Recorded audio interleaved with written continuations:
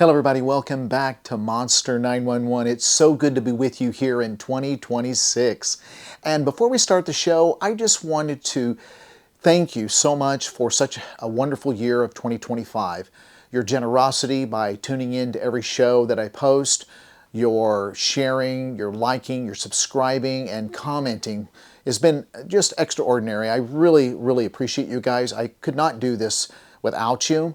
This year, I've got some exciting things for the show. We've got a new website coming, new merch store. I've got some books coming out, with my first one coming in March.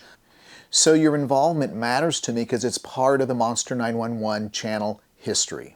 So let's get on to this show. This is the second installment of the encounter site campouts. The first one was with my son Sterling at Keystone State Park, and this one's going to be in southeast Oklahoma, out in Pushmataha County. Now this is some property my brother owns, and there's been some very strange things occur out there. A couple things with this particular show. There's some features of this show where many of you like the fireside stories of encounter stories that people have told me that I've never got to post, so that's included in this show. Also, I included a clip of a buddy of mine who lives in Texas but who is hunting in southeast Oklahoma in the same region we have been deer hunting for years. This particular deer hunt I think you'll find very interesting. He sent this to me, and I'll just leave it at that. I think it'll be very surprising what he caught on there, and he gave me 2 clips. So you're going to want to watch that, because when you watch it, if you're a deer hunter too, just picture yourself in this position. So also, I surprisingly caught something on the audio of one of my videos that I did not expect at all. So you're going to want to stay tuned for that as well in the show. So again, I want to thank you for such a wonderful year in 2025, and I'm truly looking forward to 2026. But I want to thank those guests that have called me over the past year, entrusting me with something very personal, a true story encounter of something that's unexplainable, unimaginable, and I appreciate those people so much. I look forward that you and I can both learn from these encounters of what really truly exists. In the meantime, guys, take care, always be safe, enjoy the show.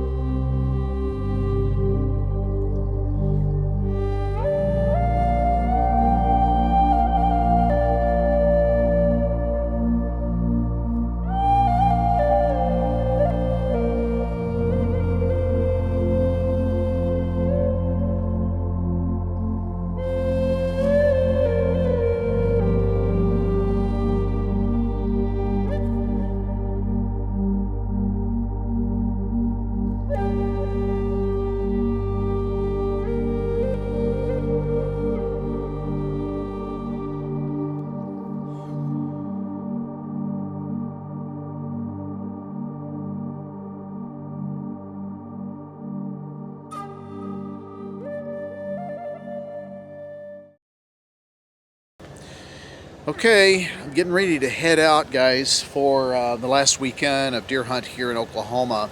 But I'm going to head down to my brother's property. I'm all ready to go. This is kind of like my annual deer hunt investigation.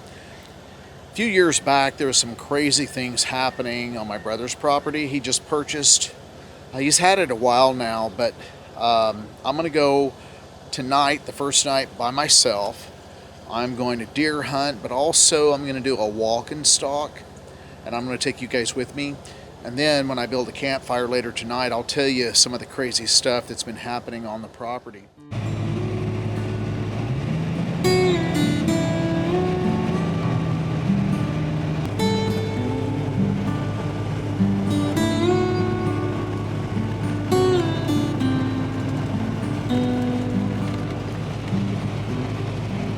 So in those mountains over there, that is where I had an eyewitness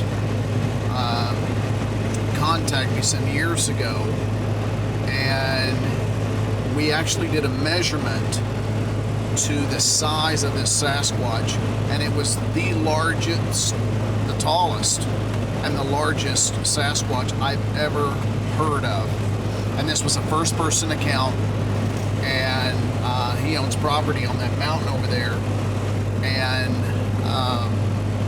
he saw it very close, and I'll talk about it at camp, but I just wanted to point out we're just outside of Daisy, Oklahoma, and that's where that encounter occurred. You can't see the trees here, but yeah, you can see those mountains back there. So we're just now coming into the county that we're getting closer. It looks like I'm about 24 minutes away, but we'll stop and get some fuel first before we get to my brother's property.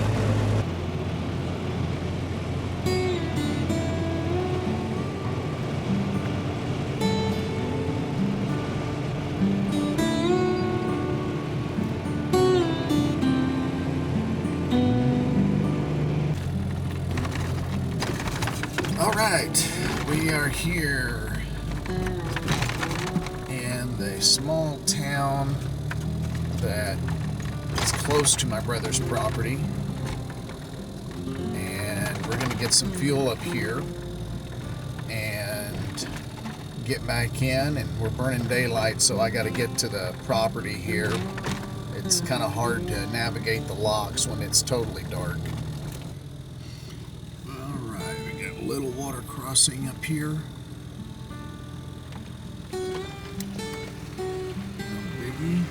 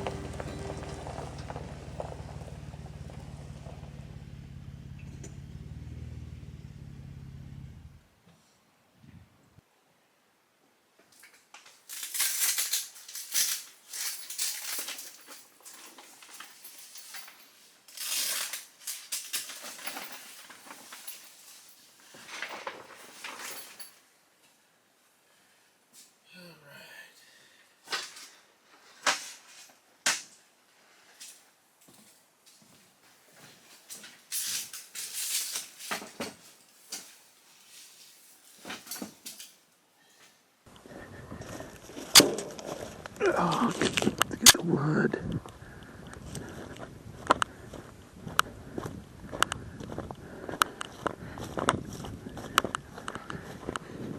Well, it looks like I'm the only one here coming in.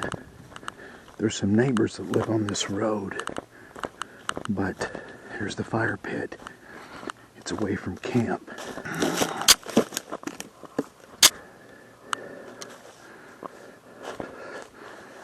This is just a little fire pit shelter. Now off the back, it just drops off into a dry creek bed, but there's no fence behind. Anything can wander up from behind. But I gotta get my game camera up. I'll try to see if there's any trees close by, and I'm gonna put a game camera out the back. There's no fence in the back where it drops off into a dry riverbed. So I'm gonna look for a tree. If anything should come up, don't know. At least I've got a game camera there, and Very few people get anything on game cams, but sometimes people get lucky. Put that up right now before I get coffee and all those things. All right, guys, I got my coffee. I'm warmed up. And what time is it? Okay, contacting my son here. He's coming tomorrow. Oh, by the way, guys, from that last show that we did on that the first show of the encounter site campouts, when my son and I, Sterling, was at Keystone, I appreciate you guys saying hi. That was really nice of you guys. I appreciate that. A lot to talk about this evening. My premise is that when you go on these encounter site campouts, my personal opinion is you don't really want to just go traveling around at night on roads and things like that, or go out into the woods. Number one, it's kind of dangerous if you got to be really familiar with the property. Secondly, most likely you're not going to encounter anything. You have a much higher percentage of seeing something at your campsite because me pulling up makes sound. Me getting out, there's scent. The wind carries it. Me cooking, smells, all those things. So I think just being at your campsite at night is the way to go if you really want to have things happen. Catch anything on camera, it's rare, but sometimes you might get lucky. So I still put them up outside. So really during the day, that's the time to investigate, wear your camera when you're out and about. And I like the winter time right now. The fall is ending because the leaves are off the trees. You can see deeper into the trees, into the woods. There's not a lot of cover. And if you walk and stalk, when you're still, you can see movement really almost like 180 degrees. So that's what I like to do. Back to this property here. So right now, I'm the only one here on this property. This property is around 80 acres. And there are some neighbors that were here prior to my brother buying this property. They're over there, but they're not here right now. There are some neighbors down here that live here permanently. They have just a little plot of land, but they live here permanently. They're just down the hill here in a trailer. My brother's property is primarily this way, most of it. But when he first got the property, this was about 7 years ago, they were camping over by the pond, which is about maybe a half mile as the crow flies from here. We camped over there by the pond, and the tents were just to the wood line, but they all faced this pond. And this is the only watering hole in this area.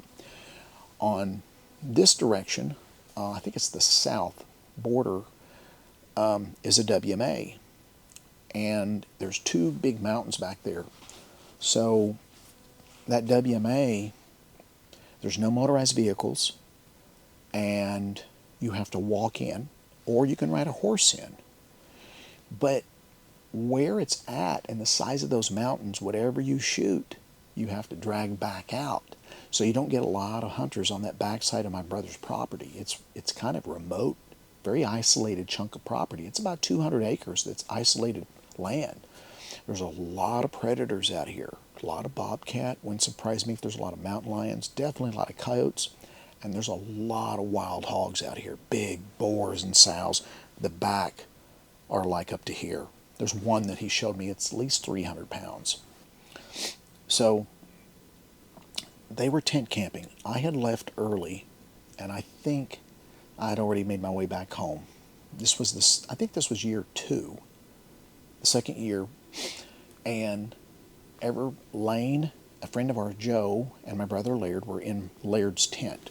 And my brother Laird was doing something over here, and Joe and Lane were sitting on a cot near the entrance of the tent, and they had the door zipped, and it was just a nylon tent, but it was good size. Well, my brother had a radio, my brother Laird had a radio going, kind of like the news going in the background. And while they were sitting there visiting, Lane and Joe heard something run by the tent. And it was weird. They looked at each other like, did you hear that?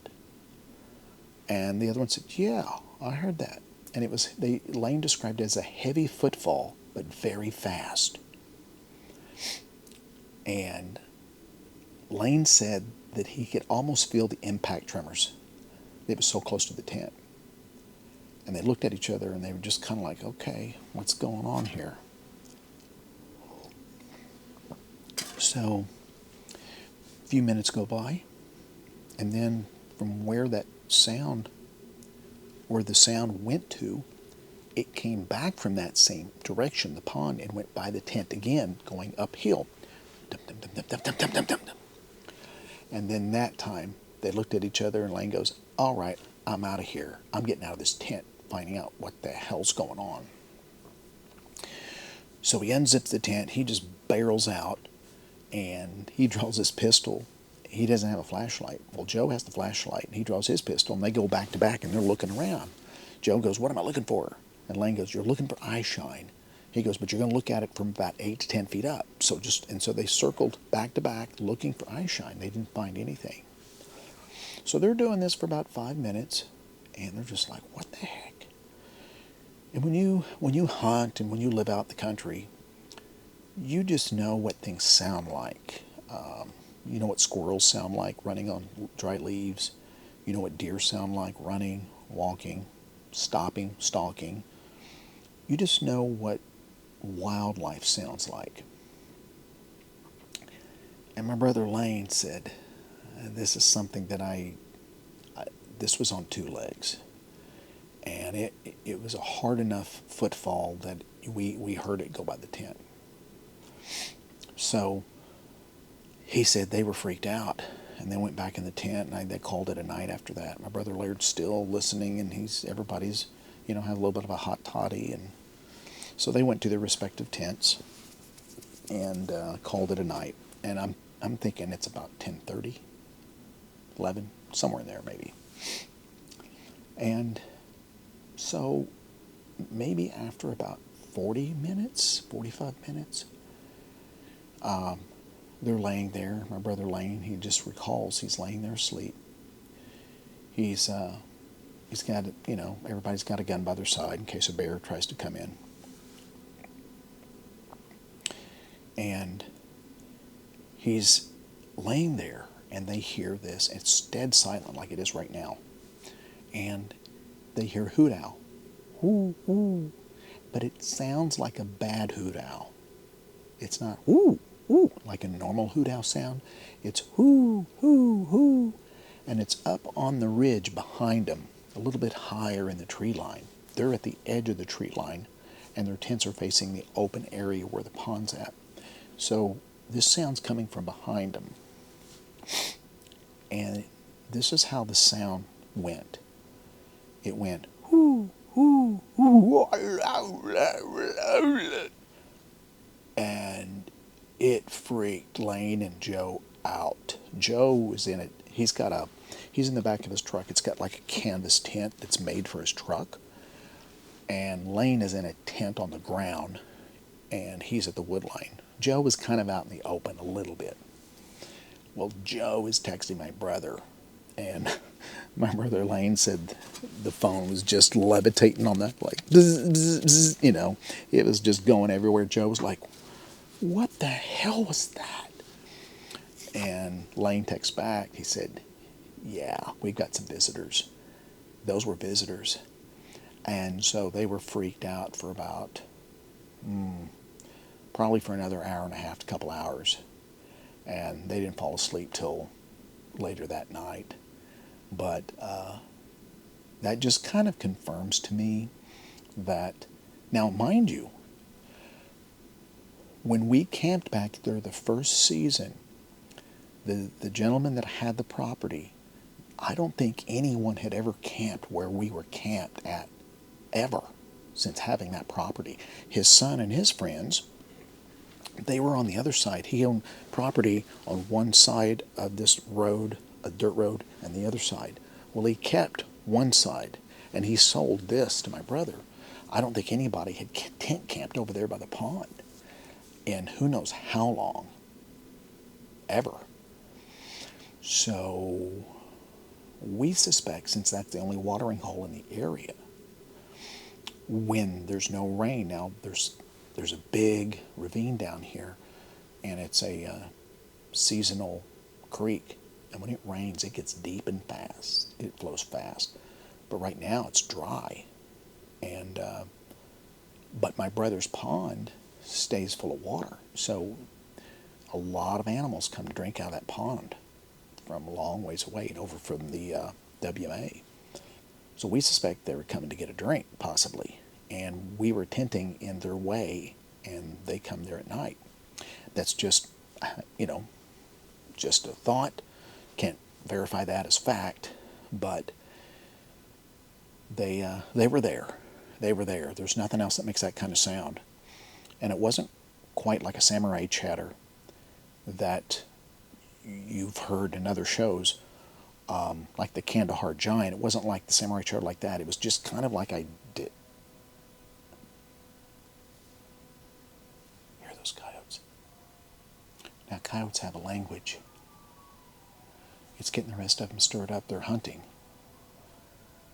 Here, there's more now. Now they're getting in. They're pretty close.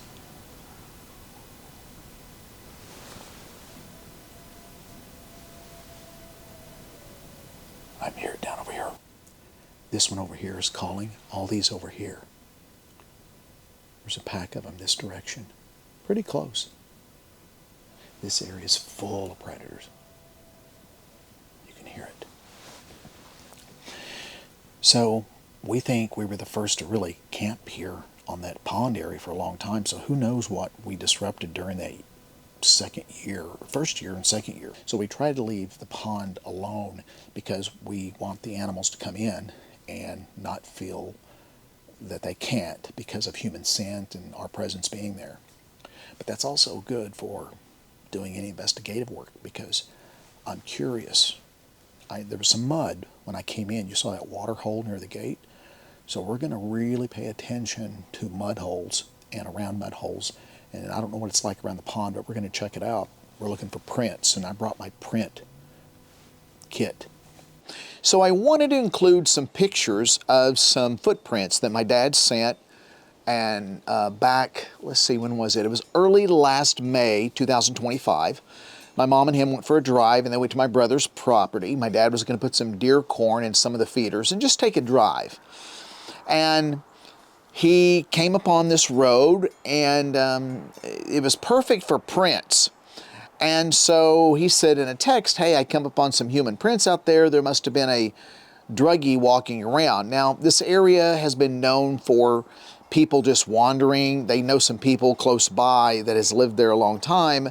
And so if you see anything weird like that, then my dad just kind of goes to, it's a druggie.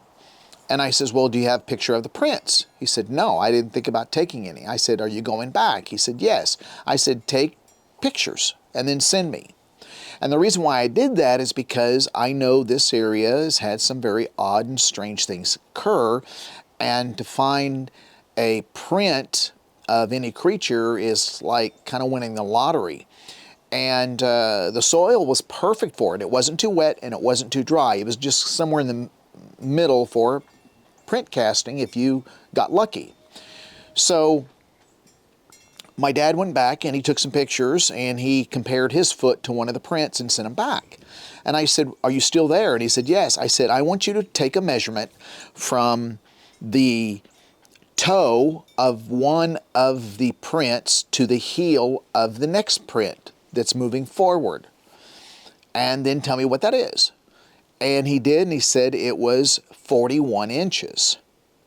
And as you look at the prints, they're all flat-footed, what we call pes plantus. And I said, that's interesting.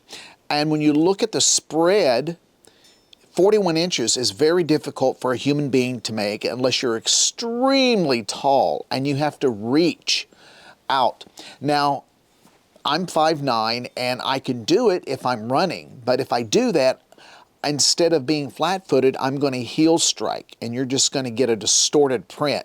The print is going to be very deep on the heel, and then I'm going to toe off, and I'm going to throw the sand back from my toes, digging in the sand and kicking back if I'm in a stride or a run.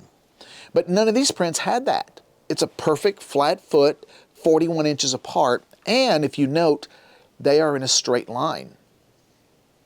And I told my dad, I said, there was one picture in there he couldn't make sense of. It looks like they were going in a circle, and that there was smaller prints there.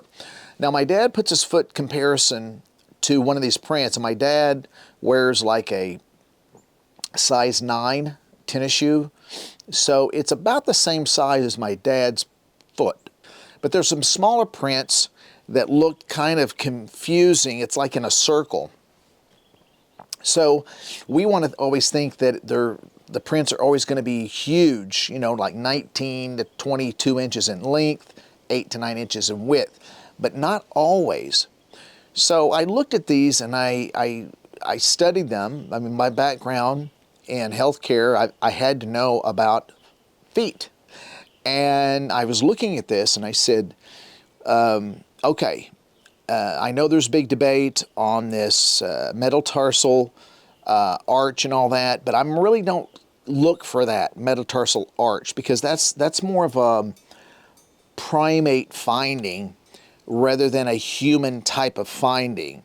I know that's kind of a big debate right now in the footprint of human to primates to human, but I'm more of the group that I'm not leaning so much primate with Sasquatch as I am on a humanoid-like or human being-like.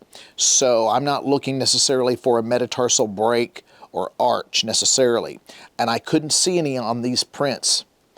But what I was looking for is that stride, that gait cycle is 41 inches. The heel strike is not deep. There's no toe off. The prints are pretty well preserved. It's well marcated, and they're in a line. And human beings typically don't walk in a line. We alter our gait. We don't walk like runway models when we're just walking around on a dirt or gravel road, especially wearing no shoes. But even wearing shoes, we don't do that. That's not a normal physiological pattern of movement. Typically is alternating gait, left, right, and it's side to side, not in alignment. So anyway, I wanted to see what you think of these. My mind's made up kind of what I think they are, but you know, give me your 2 cents of what you think. And I just thought it was an interesting find. I thought it would be well worth to put them in since we're on this property and going to do an investigation. The county next to, so this county is Pushmataha County. A lot of big record-setting bucks have come out of this county. Not here at my brother's property, but in the county. Now, a county that's next to Pushmataha is Pittsburg. Now, Pittsburg County may sound a bit familiar because Pittsburg County was the county that I did a show with an eyewitness. His name was JC. And we went to his property, and JC saw probably, and this was first person, he was very relatively close, like only 15, 20 yards. Clear as day, he was in his truck, and he saw what he saw. And based on the measurements of what we measured, and there happened to be a sign that the Sasquatch walked in front of, and JC remembered where the shoulder came on the Sasquatch. This has to be the largest Sasquatch I've ever heard of, ever, that I've had the opportunity, let alone to interview. We measured the sign, and it was at about 11 feet and 6 inches. So we estimated this Sasquatch was around 12 feet tall. I know that sounds impossible, but we measured it 3 times, and I had JC park in this truck, stay in his truck, right where he parked and tell me to stop. And I was moving the tape measure up until he told me to stop. And then I would look at it, and then I would do it again. And I did it 3 times, and it came out plus or minus about 1 to 3 inches at around 12 feet. He said the thickness of this Sasquatch from back to front, because it was a profile that he saw, he said was about 3 feet, 36 inches. I know you can't see my hands, but it was about 3 feet thick from back to chest. I mean, I'm only like this. He said, and he works with cattle, so he knows what things weigh roughly, certain animals and livestock. He said, Lance, this thing was every bit of 1,000 pounds to 1,200 pounds, maybe even more. This was a monster. He kept calling it a monster. He said this was the largest animal, being, creature he's ever seen, and it moves so freaking fast. He said, if I was in a race, its walking pace, I couldn't keep up with it if I was running as fast as I could. He said it was covering so much ground so fast. My jaw was open. I was just looking at this thing like, what? And he had his windows down to his truck. I'm going to redo that one, and I'll probably go back out to JC's property. And JC, if you're watching this, give me a call on the toll-free number or the email and make contact with me, because I'd like to go back out to your property and kind of look around if you don't mind. But we went out there. It was a very rainy day. And I'm only talking about this because Pittsburg County and Pushmataha share a border. So it's not that far away. It's not that far away from here at all. So, in other words, this is Sasquatch country, and a lot of the state is Sasquatch country, but not just Oklahoma, other states too, of course, as many of you are very familiar with this. Now, what there hasn't been a lot of sightings of out here, at least in this area, I'm working on trying to get some interviews out here, is this dogman creature. I haven't heard of a lot of people seeing anything like that, but I could be entirely wrong, and I'm just not getting those people to contact me. I'm going to get some water heated up, and I'll turn this back on just before I get ready for bed, and anytime, if I'm getting up tonight, walking around, just kind of taking a look at things, I'll take you with me.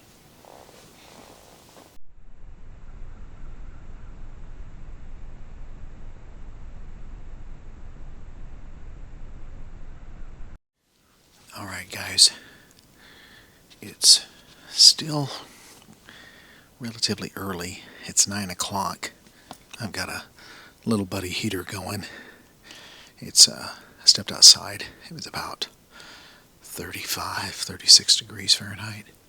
So it's not terribly cold. This wall tent, I can still see my breath a little bit, but this little buddy heater kind of takes that edge off, and I've got a sleeping bag and everything right here. I'm not going to get up every 2 hours and check around the camp. I need some rest for tomorrow because I got a big day with you guys. So, but if something spooky or something weird starts happening tonight, I'm going to take this camera and mount it on a smaller mount so I can get my headlamp on, start filming as soon as I go outside and start looking around. So, and then I'm going to have my other camera on. Like I said, I won't be going around every 2 hours or anything like that because I need some rest. But anyway, just thought I'd let you know I'm getting ready to just kind of let my mind relax a little bit. It's really super quiet right now. There's the occasional breeze. Coyotes are out hunting. You can hear them every once in a while. I'll hear raccoons and things over here. But pretty quiet night. Yeah, usually on nights like this I sleep really deep. But being in the outdoors, I usually I'm quick to respond. Pretty quick. So, alright guys, Until tomorrow morning, good night.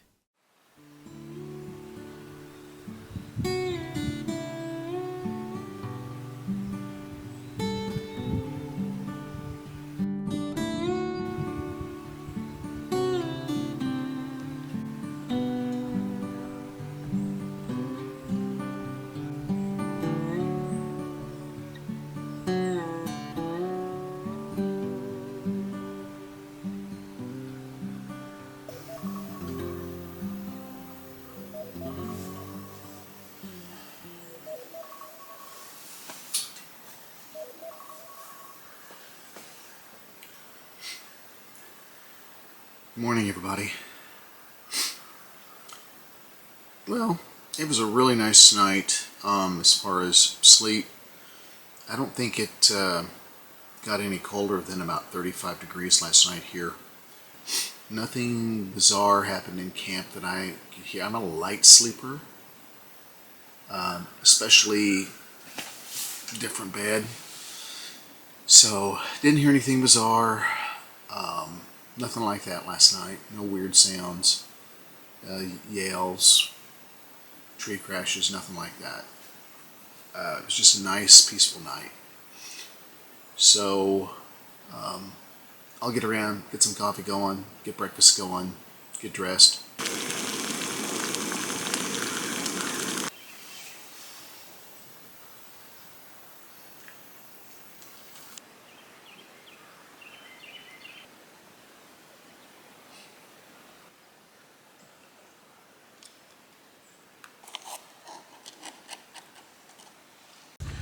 All right, so just taking my time this morning getting around.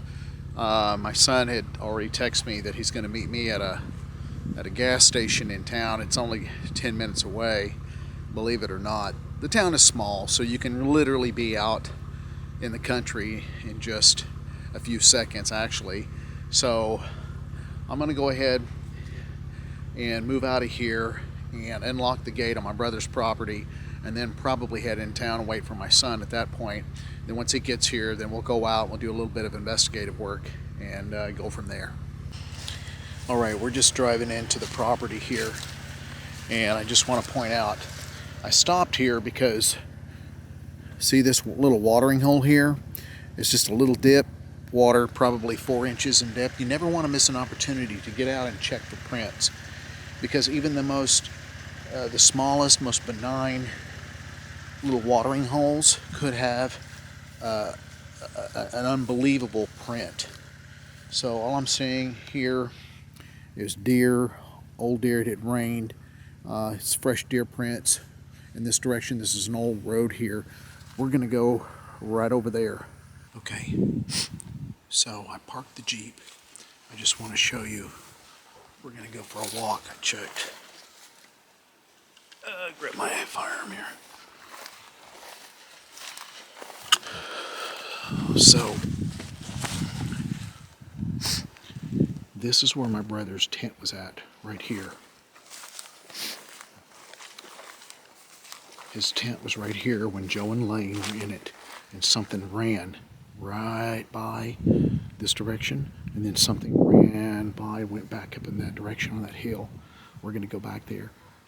Lane's tent, where they heard that sound, was back on this hill over here. And Lane's tent was right around this cedar tree. It was right here. He was tucked away right there, and Joe was right out in this field here. So that gives you perspective, kind of the area, and I'll just pan around here and let you take a look. We came in right here. Obviously the pond, little peninsula that goes out, kind of a section of the pond, and then this is an old road that goes back. Thing is that when you're talking on damp days like this, your voice will carry, but your scent will be suppressed to the ground because the water molecules will bring it down to the ground. The cold air travels down. So the wind right now, it looks like I'm looking at blue blue stem grass here. It's coming out of the south, so this is in our favor. So we're going to walk into the wind, then we'll circle back. I may go up here to this gate and do some rattling and see what happens. So let's go this direction. Most everything in the wild skirts around the edge of a tree line. Keep that in mind. So that's what you want to do. You want to skirt around the edge, especially open areas like this. Don't just walk in the middle. Also, everything follows around tree lines, so be looking for prints, breakovers, and just on the inside here too. You can see a game trail right here. See a game trail right here? They follow around, they skirt around the edge. That's what you want to do. Now there's black bear out here too. There's big black bear. So you're not going to outrun a bear, I can tell you that right now. So you just got to keep your mind about yourself and check its body language out. What it's going to do, if it starts getting stupid, then you stand your ground and give him some lead poisoning. So I'm looking here at the ground. I'm looking here. Anything weird? I think what I may do is choose this area right here. That way I can see up this clearing right here. That's what I want to do. Okay. I don't know how I'm going to do this with the camera.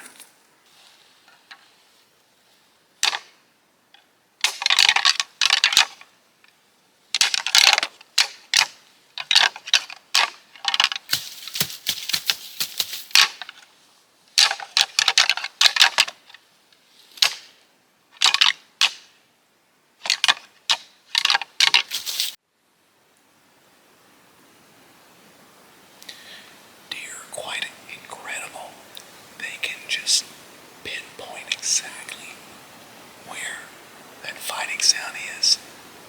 Two bucks fighting, they can pinpoint very, very accurately where the direction it's coming from and how far. You know, I've often wondered, when I'm rattling, this is a very common thing that happens in nature where two bucks fight for dominancy during the rut. And I've often wondered if when two bucks are fighting like that, locking horns, if SASQUATCH, they don't come to that as well. It's kind of like a calling card. Okay. My wife wanted to know if our son made it in.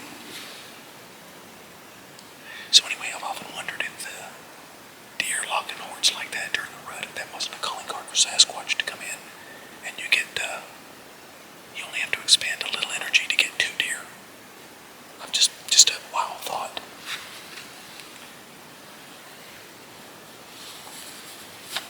Okay, we don't have anything that's coming in.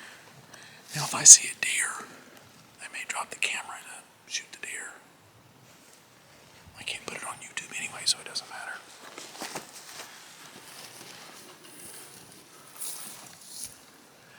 Sorry for the jiggling of the camera. When you step out, you just want to hold right here for a second and just see that opening. So this opening here we call the shooting lane. In other words, it's fairly wide and it's really long. All right. Let's continue here.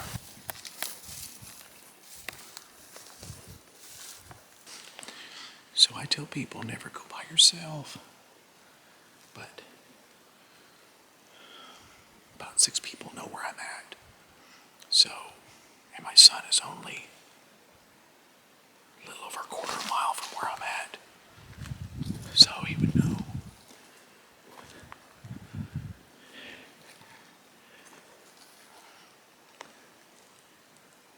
And I know the property.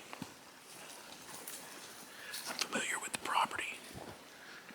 You never want to just go at night or early in the morning on property you're not familiar with. We're going to go up here. We're going to look for sign, breakovers, prints.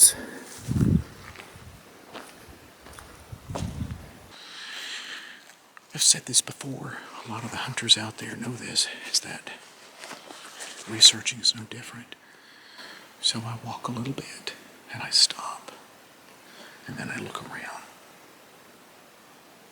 I listen, make sure the wind is in my favor still. That's one thing I never hear a lot of researchers talk about is the wind. It really is not a big deal, but if you want to increase your odds of, for some of you, you want to get close. I don't. But if you want to get close to having an encounter, then use the wind in your favor.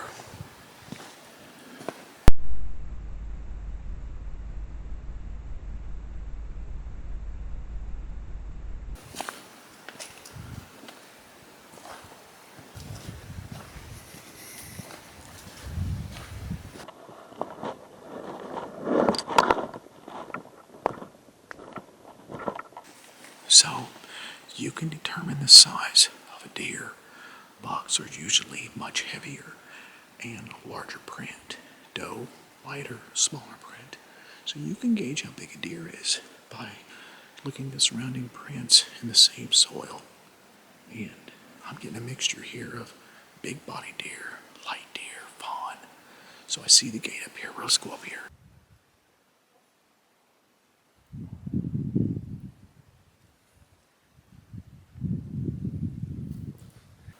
On a day like this, deer will be moving all day. It's overcast. It's quiet. Now, I'm getting ready to step out into this opening here. So remember what I said, you just don't want to step out in the opening. You want to hug. You want to hug the tree line here. We'll step back in here for just a second. Most animals take the path of least resistance. They don't want to work any harder than you or I. So they'll take open ground. They'll follow fence because fence has already had a cut through it where the fence can go, so they follow fence lines. Coyotes do the same too.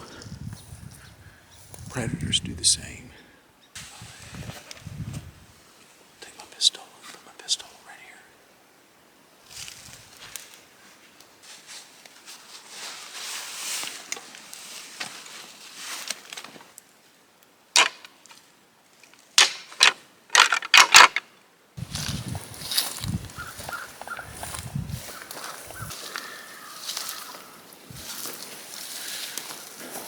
I'm gonna get right there by that tree and just kind of stand there.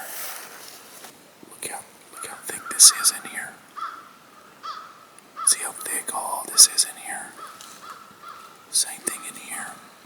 This is in a low bottom area.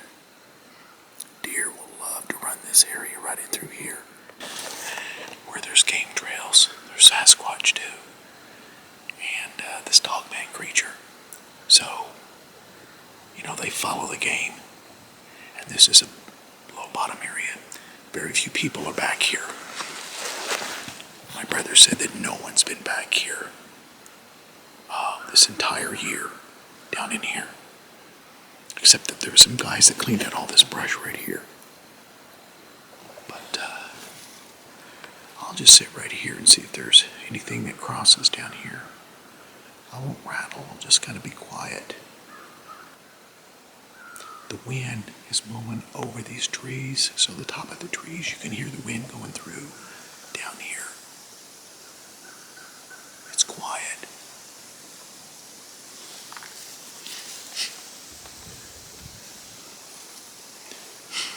Man, if I saw Sasquatch coming out of that right now, I'd stick out like a sore thumb. This orange. I don't think they're colorblind.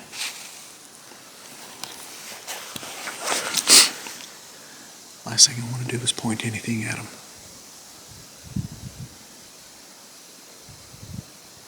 And I say them because when you see one, there's probably others. I'll make my way back to the road and just wait by the Jeep and see if anything comes over there by the pond. I promised you a really interesting video with a buddy of mine from Texas that he was hunting down in southeast Oklahoma. So listen up, turn the volume up a little bit, and I think you'll find this video very terrifying and something that you don't want to hear when you're deer hunting out in the woods.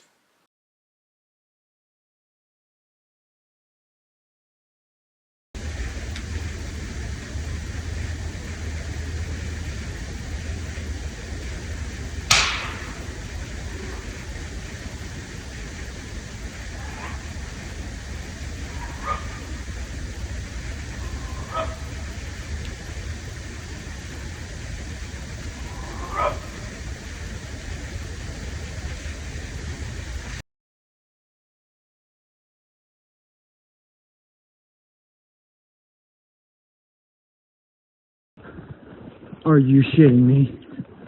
Oh, no, no, no, no, no. Shit.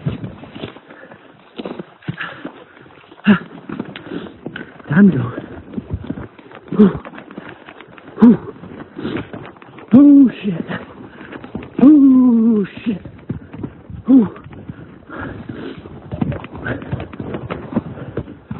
Oh, yeah. Fuck. Damn it. That's my fucking pistol. Oh, fuck. Oh, shit.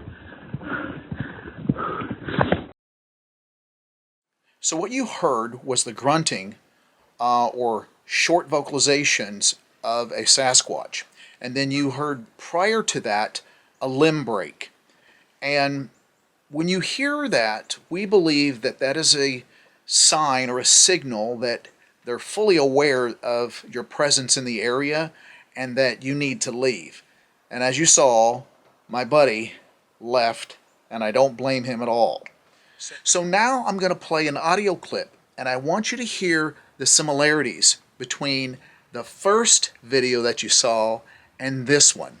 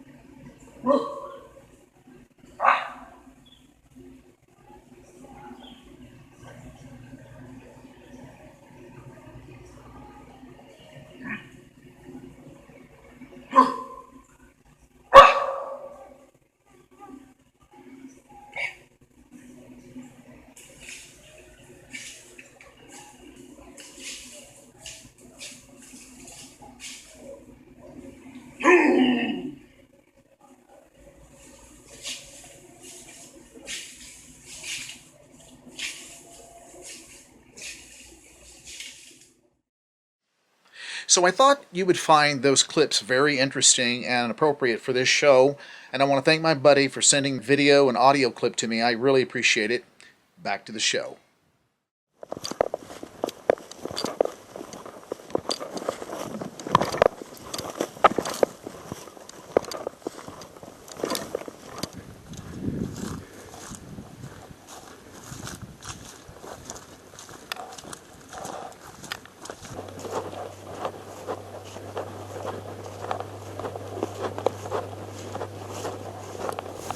Alright, I'm getting ready to go meet my son at the gas station in town, and I drove around a little bit just to kind of see if I could spot any deer. I haven't seen any yet, so when he comes we're going to go into the property further to take a look around. But I wanted to show you, when you're investigating and researching out in an area and you've got barbed wire fence like my brother put up here, it's always good to, you're looking off in the woods, but don't forget the fence, because it's obviously barbed and it can hang up hair and fur. And I just wanted to show you real quick. Get out of here. Whitetail will jump over the fences. Sometimes I've seen them go under the fences, but they can't go under here, as you can see. But look at this right here. See this? This is whitetail. That's their hair. Now their hair feels coarse because it's hollow. The hair is actually hollow, and it gives them an insulation barrier. It cools them in the summer and it warms them in the winter. But don't forget to look on fences when it comes to hair. Something that crosses over, steps over, sometimes you'll get hair on there. So when you have fences, don't forget that. I don't see anything else on this fence. I see another area where they've been crossing on the whitetail. And on the underbellies, of course for deer, it's going to be white. 99% of the time it's going to be white that you see. So you could see that, a hairball on the top for deer. But anything else that sticks out that's dark, bear typically don't go over fence like this. They'll go around, they'll find openings, but they don't go over fence like this. So just FYI.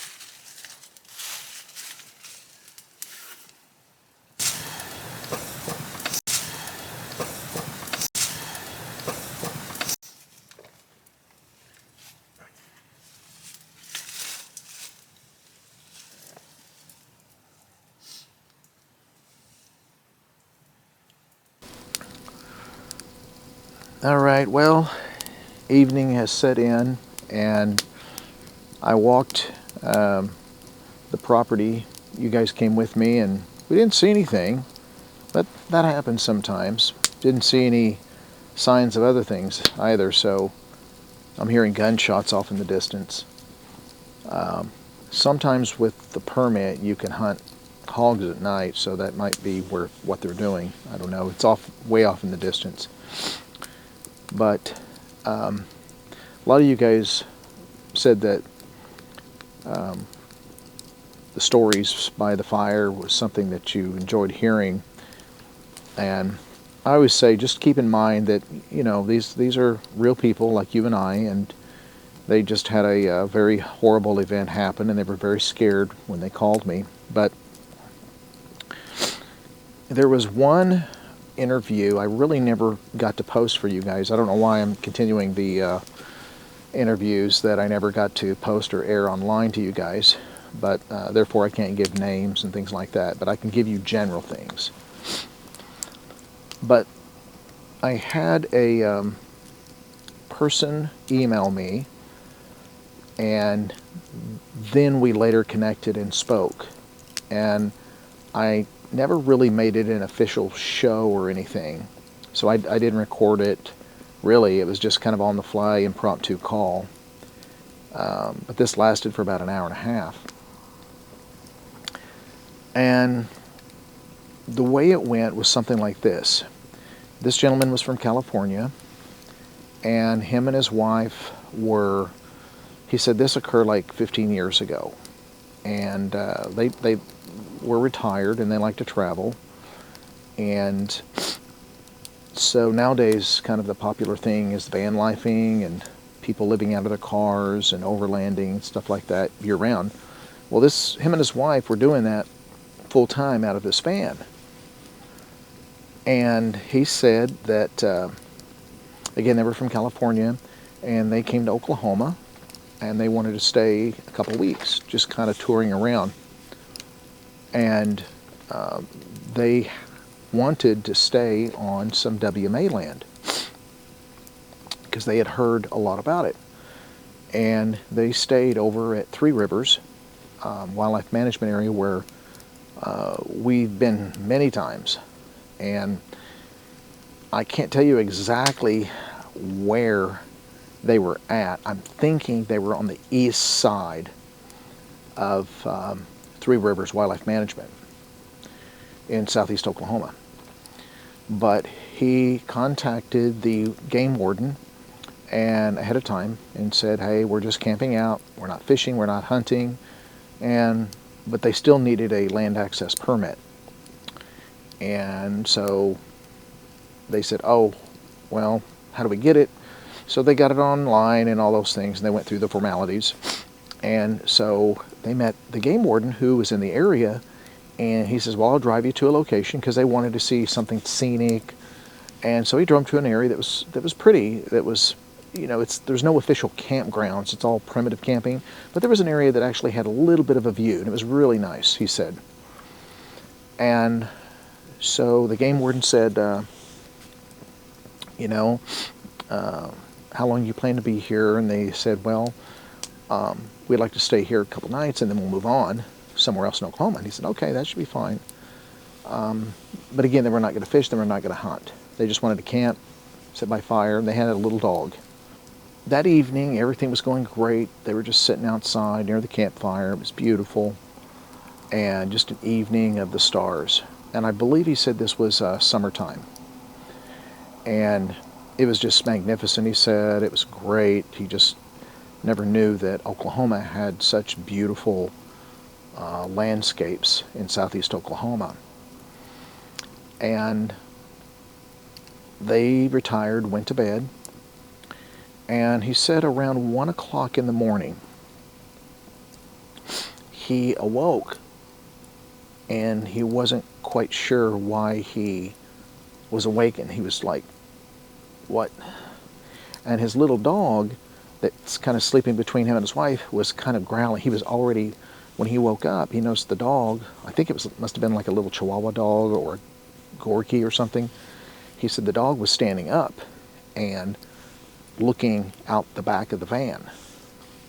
And he said, now we have window blockers, the little shades in the windows, and this van is it's designed to be a camp van.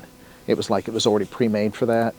And so where their heads were at was toward the back end, and there was the double doors in the back.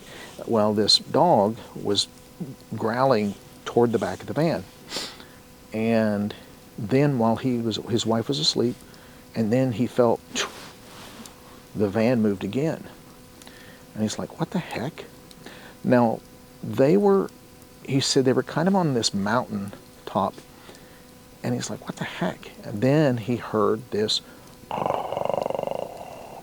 deep, deep growl, and he's like, what's a bear? You know, he was thinking bear. And so he kind of nudged his wife. He said, hey, hon, we got a bear outside. So as he woke her up, and he goes, she was like, what? And she woke up, and about that time, as soon as she woke up, then the van hit again, like this, but a little bit more, and he's going, dang. And so they had a light switch that they can flip on the outside, and they flipped it on, and he said, I'm going to take a look. Now, mind you, he didn't have a firearm or anything like that, but I think he said he had a tire iron or something like that. So he said, I grabbed the tire iron, and I went outside, and the light only goes to the side of the van where they enter and exit. And then he had a flashlight, so he went around to the backside where it's dark, and he said, I didn't see anything. He was looking for a bear. And he was yelling, get away, bear, while he was outside. There's more gunshots. So he went back in. So the wife was kind of freaked out a little bit, but not too much, because where they live, apparently in California, they have bears there too. So they weren't all that upset. And so they got to sleep, and this occurred, I think he said, somewhere around midnight. So somewhere around 3 a.m., that's when he heard like the side of this van, bam! I mean, it was loud. It hit like something just hit the side of the van or slapped, and that just bolted both of them out of bed. And he's going, what the hell? And then the dog was just rah, rah, rah, rah, rah, rah, rah, rah, you know, barking like crazy. So he flipped the light on, and when he flipped the light on, he had the tire in his hand. He was kind of pissed. So he just kind of, he didn't really stay cautious. He kind of bolted out of the van. And when he did, he had the flashlight too. So he flipped the side light on, and he had a light. And as soon as he flipped the light, he said he caught eye shine. And they were on this kind of mountaintop with occasional tree here and there, he said. He caught eye shine that seemed like it was down over the ridge. He said the eye shine, he said the size of the eyes, he said they were like tennis balls. He said they were huge.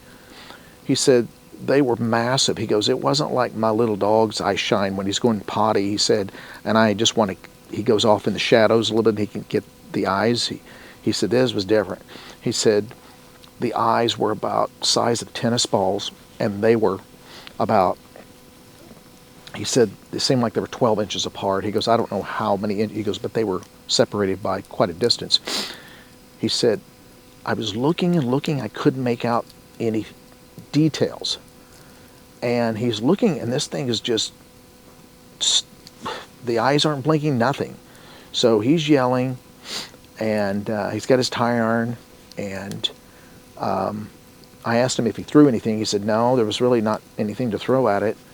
He said, but they were kind of in a stare down for about 15 seconds. And then the eyes just kind of disappeared. And so he's like, what the heck? Those were huge. So he's still thinking his head bare. And he didn't think to look what caused the slapping or what hit the van. And so they went back to bed, and by that time, you know, by the time they got all settled in, they only probably got another hour of sleep, hour and a half, and by that time it was morning. They got up, they made coffee, and they let the little dog out in the morning, and man, he was sniffing like crazy around the van, everywhere. I mean, he was just like a little bloodhound, the guy said. And he didn't dawn on him to look on what hit the van, right? So he had kind of forgotten that, he said. He was just trying to get the dog straight and all that. They were talking about what he saw, the eye shine, to his wife. And when he was around the back side of the van, the ground was still kind of wet. I guess it had rained a couple days in that area, so the roads they came in on was still kind of slushy, kind of like it was today. There was some puddles here and there, and so there was mud. And he said on the back, it would be the back driver's side. They exit out on the passenger side in the back, but the back driver's side, on the back third of the van, he said was a massive, like, handprint. He called it a handprint. And I said, was it a paw print? Or he says, no, it was like a handprint. But here's the thing. He said, I swear I could see, like, it was like mud. It was like a mud print. And he said, I swear I could see where there was like claws at the end of the fingers when it slapped. He said you could even see the knuckle joints in it. He said, when I put my hand kind of over top of this, over the mud print on the side of the van, he said it dwarfed my hand. It literally dwarfed my hand. And he says, but it didn't really fully look like a hand. It had human features. But what was really weird again is that it had this handprint. He could see the knuckle joints where there was no mud. And then at the end of each finger, there was like a little dot, like there would be a claw. And he's like, and he said it didn't dent, but he's looking at that thing going, what the heck? So he contacts the game warden that sent them to that place. And he said, hey, do you have a lot of bears in this area?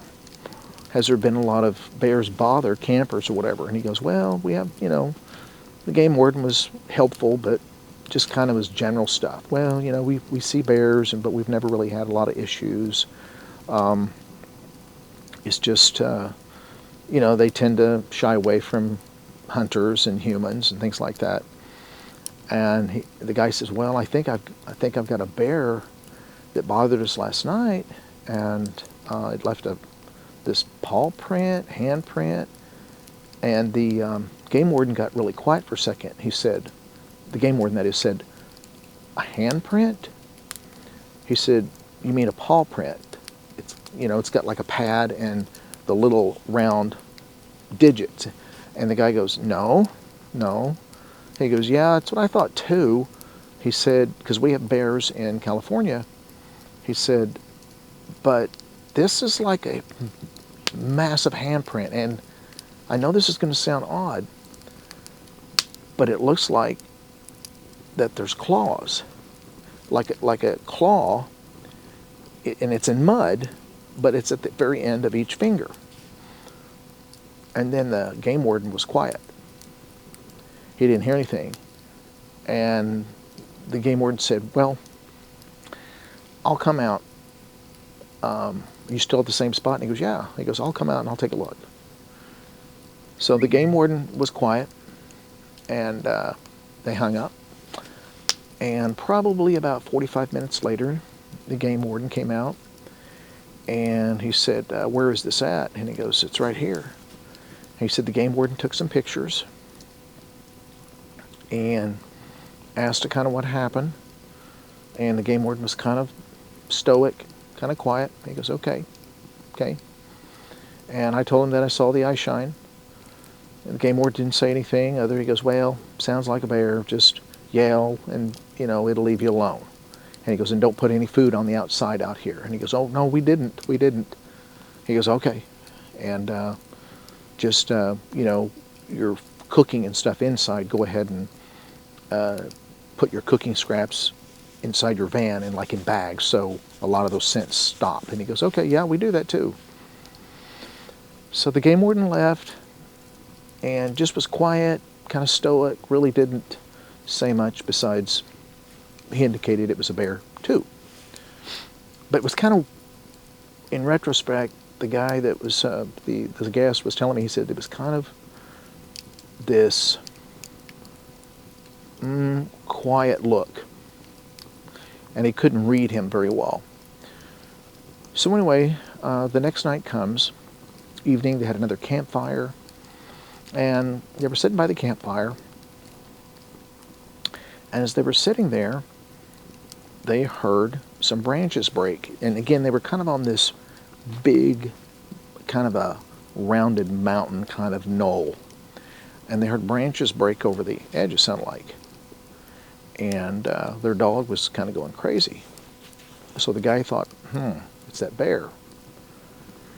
And so he's kind of, get away bear, get out.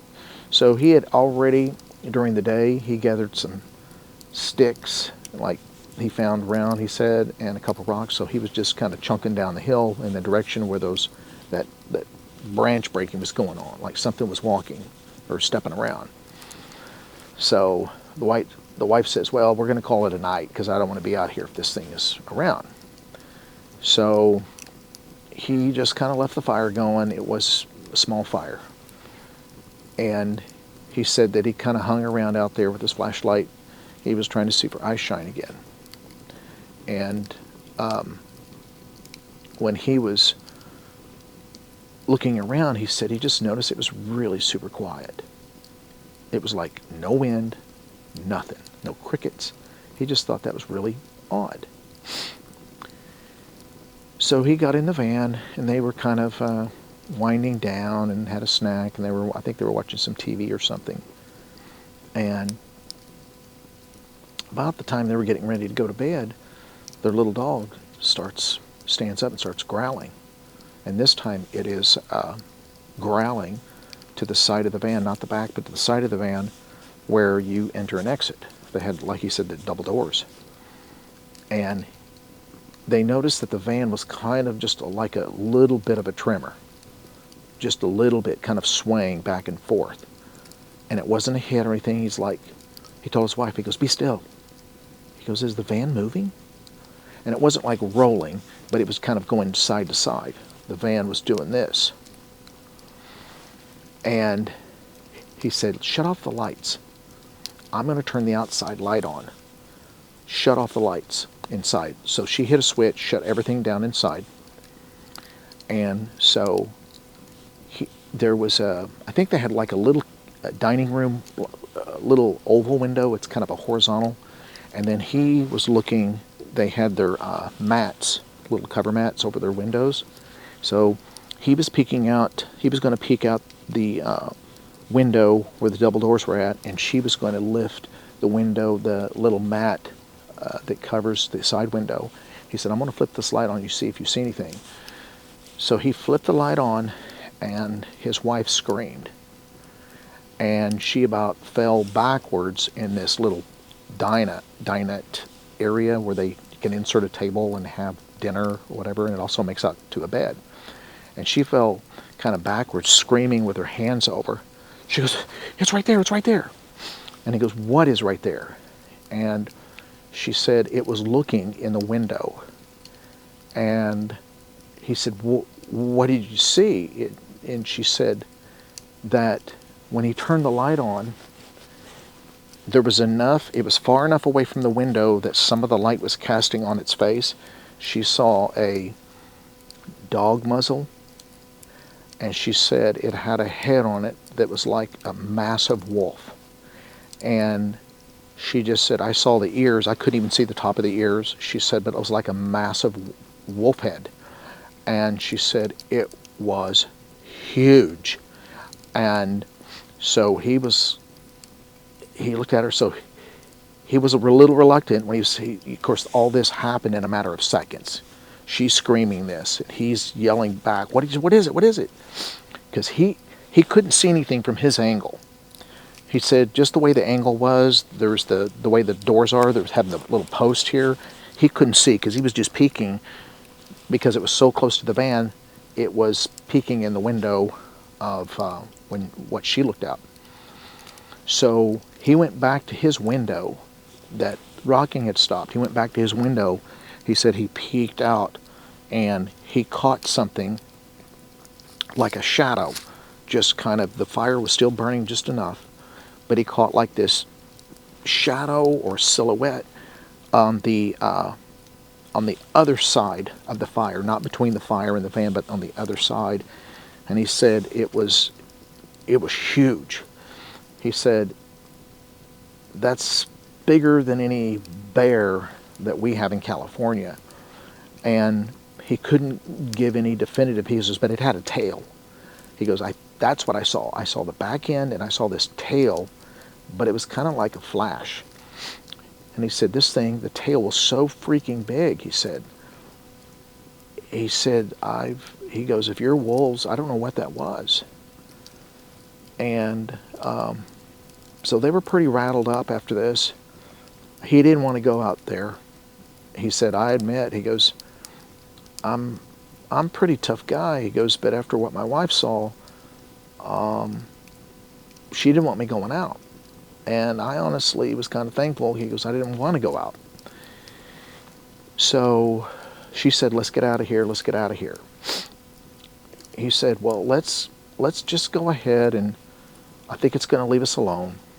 Let's leave the light on outside," which is to the entrance exit side of the van. And this was their last night. And everything was fine. After that, she was still freaked out. She kind of calmed down. And then they all went to bed. And it was about, I think he said somewhere around 2 to 3 in the morning. And he said that on the van, even when they're in the van, if something tries to and I don't know if he had this added or if there was a feature already there, I can't remember, he probably told me, but he said that if someone is trying to get into the van, either latch, side door, or the passenger side, or the back, it doesn't matter, anywhere, that if you start pulling the door, the alarm system will go off. If you just hit the car, he said, it's not supposed to go off, but only when you're trying to really pull on a latch or trying to lift up, trying to get in. If it's locked, it'll still go off. He said it was about between 2 and 3, and they heard the siren of the van started going off. And of course it's very loud. And then he heard, then shortly after that, you could hear something's like trying to open the latch. And he said it wasn't the side exit entrance that I was looking out earlier that night. It was like the passenger side up front. And it was and we had those lift handles. You know what I'm talking about. He had those lift handles, and you could hear bam, bam, bam, bam. It was trying to lift up. Well, the siren's going off. It's not stopping. And the light on the side is, he can't see from the side door, and they have a curtain that goes across behind the seats that just is kind of like a privacy curtain. And so he pulled the curtain back from the driver's side, he said. And what they do is they lean their seats forward. So if he needs to grab he's got some stuff up front. So he reached over, and his lights, it was a pull knob. He said, I hit that pull knob, and as soon as I hit the pull knob for the lights in the front, that also turns the top lights. He has these orange lights that sits above the cab of his van. He said the doorknob, the lift stopped, and he said, what I saw next, Lance, scared, I'll never forget it. He said it walked in front of my van, not on all fours, 2 legs. It walked in front of the van, and it was what my wife saw. This was the most massive, giant wolf I've ever seen in my life. He said, I've spent some time trying to figure out what I saw over the years, and I found out that a lot of people, they'll just call these things modern day werewolves. He said, that's what I saw. That's what we saw. He says, this thing was kind of a black gray. Its eyes were yellow. Its ears were pointed. He says, it was so surreal looking at something that is walking as easy as you and I. It walked slowly in front of the van, then turned. And I got my lights right on it. And he said that it was probably only 6 feet away from the front. So he's seeing all of it. It's standing kind of a little humped over. He said it had and it's the typical description, the pointed ears. It had a kind of not a long drawn out muzzle, but kind of a short muzzle. He goes, but everything about it was proportioned. It's just huge in girth and size. He said it did not bare its teeth. It had a little bit of a hunch to it, and its arms were really long, and it had a tail. He said it looked at me or in my direction. He goes, I don't know if it saw me. He goes, because the lights are off. He said, but, and the van's still locked. And so and the van's still, wah, wah, wah, the alarm's going off. It doesn't care. So I get on my horn and I'm honking, doing making as much racket as I can. And this thing, he said, it didn't run off. It just turned and walked off. He said, after that, we didn't know what to do. He goes, we were so freaked out. After that night, he said, we got the hell out of there. He said, I had a couple items I had to get outside. I had a little camp grate that he put outside over the fire, and his wife was begging him, "Don't get it, just leave the damn grate, leave it." And he goes, "I had like a little fire poker," and he goes, "We had our camp chairs," and she was just saying, "Leave it, let's go." He says, "I can't do that." So he went outside and he had his tire iron and he had a light. He said, "That is the fastest I packed up camp chairs and that stuff." And I just threw it on the back and I just strapped it and tightened, put bungees on it so fast. He said, "We backed out, we just got out of there." And what was interesting, he said too, is that the next day, they went, I think he said they went to, I think they went to Oklahoma City, I think was the next route. They were going to see a family member, he said. He said the next day, so they just drove all night to Oklahoma City, and then they stayed a night in the hotel. He said the next day they got a call from the game warden, because the game warden asked if he could get their number when he took them out there. And he called them, and he said, "I noticed I was going to check on you folks, and you folks were gone." And they said, "Yes, and let me tell you why." So they kind of spilled their guts to the game warden, and the game warden was just, he was quiet. He said, "Well, you know, bears can look, you know, they can look like a lot of things." And the guy was like, "I'm telling you, this is not a bear. We have bears too in California. This was not a bear. It was a giant wolf." And again, the game warden got silent. He said, "Well, at least you guys are safe. At least you guys didn't get hurt. And was there any damage to your car or anything?" He goes, "No. No, we left last night after what I saw, like I told you, and we got out of there." And the game warden just was real quiet about it. He goes, "Well, you folks be safe and take care, and, you know, ever stop this way again, let me know." And they go, "Oh, don't worry, we're not going to come back." So that was the story he gave me. And it was quite terrifying for his wife. They never wanted to go in that part of the state again. And he said it was a sight that he'll never forget. And he said, "I've never seen such a creature that big not be afraid." He said it was so surreal to see something that big, that monstrous, and just not care if I'm honking the horn, doesn't care if the alarm's going off, and doesn't care if it's seen. He said, "I don't understand. It's like it had, I don't know." He says, "Are these things smart?" And I said, "Yeah. That's what we gather. They were very, very smart." And he goes, "It must be." He goes, "Because this thing didn't care. It's like it just didn't care. It's like it was just taunting us."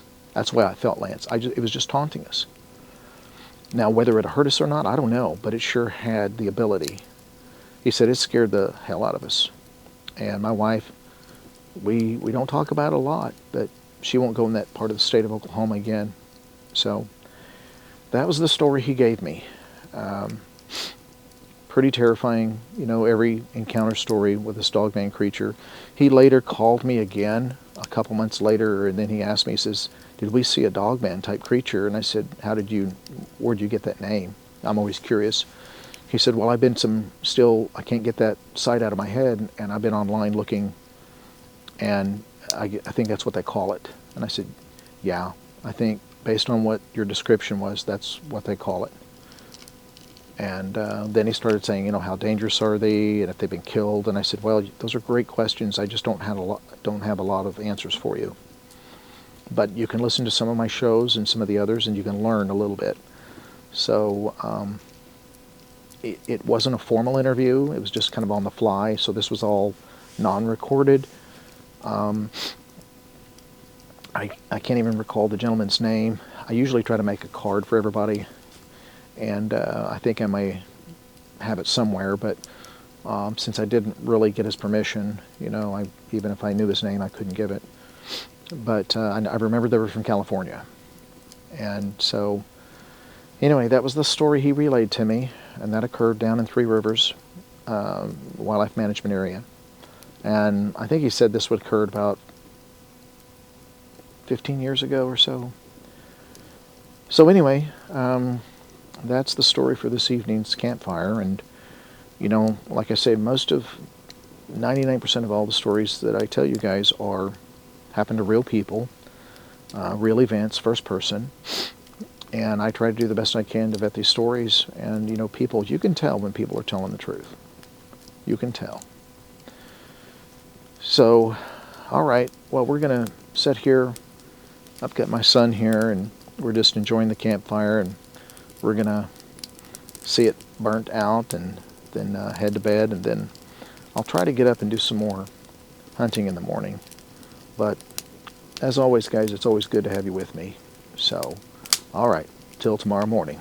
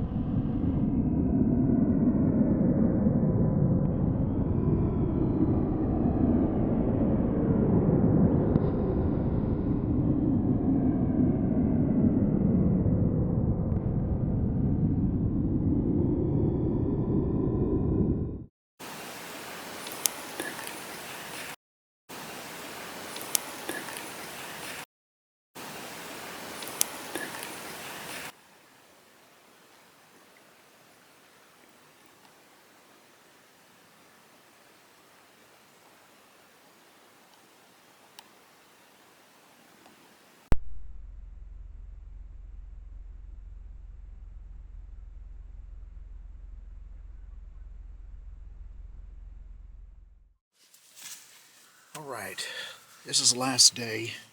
I didn't film too much of this morning getting up. So he's left already. We closed up my brother's camp, and I'm going to head over to a place that my dad was talking about where there's a tripod stand. So I parked out of the way here, and I'm going to cross. I'm not going to bother unlocking the gate and all that. I'm just parking my Jeep off to the side here of the road, and then I'm just going to walk in back here, and we'll see. I might get lucky, get a deer. It's still overcast today. Right now it's probably in the 50s. So it's not terribly cold, but it's cool. You need a jacket. And so I'm still gonna get geared up. I won't take, yesterday I took a front camera and a back camera. I hooked it on the pack here. I won't do that today. Let's get around. I'm just taking I call it my brush gun. This is just a little 243 Mohawk 600. It's nimble, it's quick, and that's what I like about it. And then, of course, I've got my pistola here. So, let's bring you guys along here. And never have a round in a rifle you put through the fence, especially shotguns. Shotguns are prone, if you've got one chambered, even if you have it on safety, they're very prone to going off, that firing pin hitting that primer on that round, and it will go off. Shotguns are notorious for that. So just keep that in mind if you bring a shotgun. Do not have one in the chamber. I know a lot of people that's gotten hurt because of that. So rifles, I still don't trust it, so I take it out of the chamber, so it's empty and it's on safety. So let's see if I can take you with me and cross this fence. All right, we made it. Now I don't have much battery left on this thing, so we'll go as far as we can.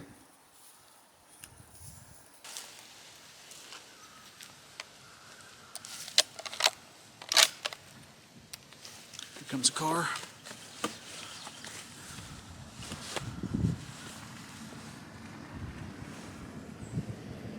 I have no idea who they are, but I always wave. My brother when he had this fence put in, he's got a really nice fence. He's got a lot of signs. Do not enter, private property. You know, if you've got land, you don't want anybody on it. And deer hunting land is, people get really touchy about deer hunting land. If it's your private property, I don't blame you. If you've got deer hunting property, you work it really hard to preserve the wildlife there. Oh, here we go. If you notice, it's really hard to find prints in topsoil like this. There's too many leaves. Man, this is perfect habitat for having an encounter for sure, guys. Okay, here's the tripod stand. I'm gonna show you. Here's the tripod stand. I think what I'll do is shut you guys off for just a second so I can be safe about this. Get up there, and then we'll get up there and we'll rattle for a little bit. If we don't get anything, we'll just head back. I'll shut you off for a little bit. All right, I made it in the tripod stand. It's the first time I've been in this stand. I'll give you my perspective from the ground. I'm probably about 15 feet off the ground. We're up on this hill. There's the feeder right there. So I'm gonna set the camera down, I'll rattle, then I'll start rolling to see if anything comes in. All right, I just ran a series of rattles here, so we'll see. I'm just gonna pan out and see if I get anything here. I'm gonna turn you around.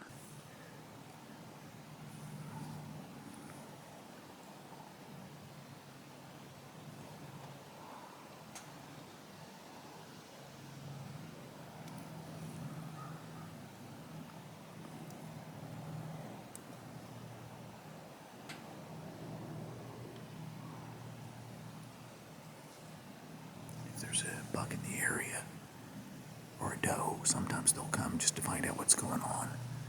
They know what that sound is, but they're just curious, so they come just to take a look. And again, like I said before, you never know what else might be coming in too. So I'll take a break from filming right now, and then if something comes in, I'll go ahead and start it back up. Okay guys, I didn't have anything come to the stand. Okay, we're gonna make our way back. This is one of those days where I promise you anything can come out. I'm in one of the most encountered counties in Oklahoma, where lots of hunters have had encounters, especially bow hunters, because they usually go in by themselves.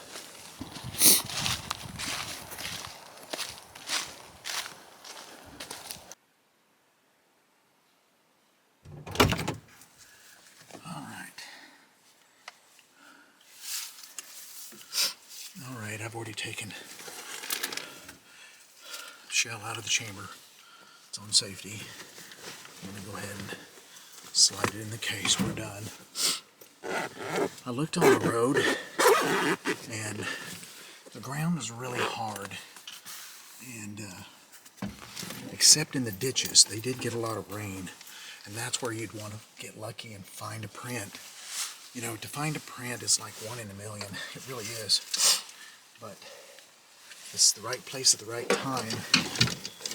And a good friend of mine, Brian and Shane, with Bigfoot Alliance, Southern Bigfoot Alliance, you know, I talked to Brian, and I'll play his show for you. I did an interview in the summer. He was kind enough to sit down with me. I said, how do you choose an area for prints? He said, it's really, we just choose one area where we've gotten prints, and we just keep going back. And I never thought about that. That was really a smart thing to say. And that's it. You find a print in an area, you just keep going back to that area. You just check it as often as you can, because it is 1 in a million. So prints can be found out here. I'm going to check briefly just in this ditch here, because there's still a lot of, I noticed my shoe sunk in. So I'm just going to check just a little bit. I'm going to go up right along this ditch here, and I'm going to walk, and I'll come back this way.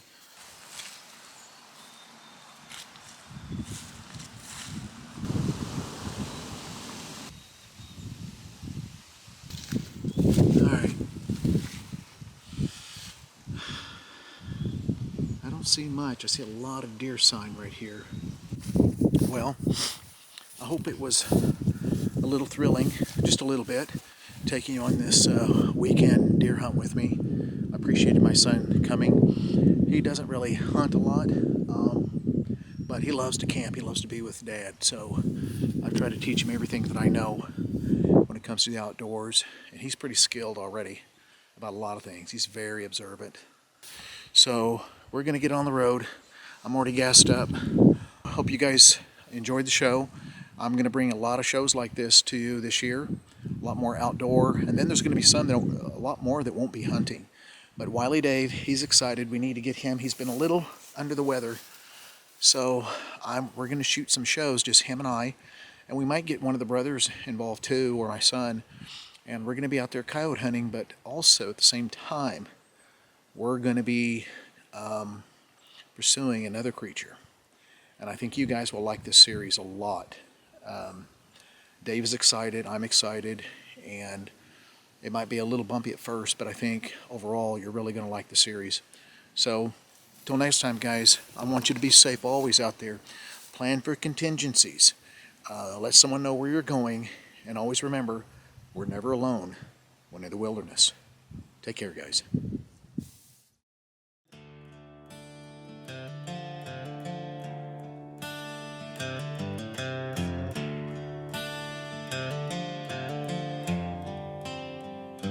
Sun ain't up, I'm out the door. Alarm clock screaming, boots hit the floor. Work comes first, that's how it goes.